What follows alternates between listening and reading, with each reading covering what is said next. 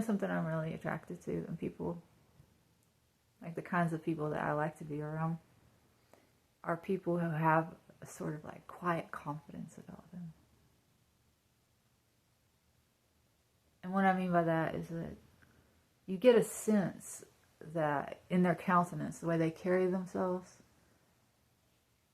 the way they are holding space in a room, how much space they take up and how much space they allow for other people. And by space, I mean how much attention do they seem to need versus how much attention are they allowing other people to receive? And what are they giving versus taking? Is there a seeming balance there, where they're not withholding, but they're also not spewing? They're listening, and they're also sharing. They're actually receiving. They're interested, and they also are happy to share their own life perspectives if you happen to be interested, but they don't share it in a way that makes you feel like they're trying to convince you. Like all of that, like that's a certain kind of like flavor of person, and it's very attractive, and I don't run into it often.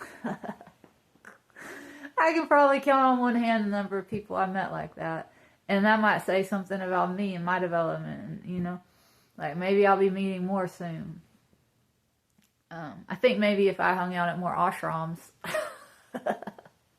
And I'm going to try to go to India, and then maybe in this year, I think I'd like to go to India and spend some time in an ashram. But see, that sort of character, I think, is developed only when a person spends a sufficient amount of time contemplating and reflecting and seeking to understand why they do the things they do, and the consequences of the things that they do, and it's just seeking to understand and know oneself. And the more you understand and know yourself, I think the more compassion you develop, and the broader your sense of self is, insofar as you start to see yourself in other people, and therefore you want to leave room for other people.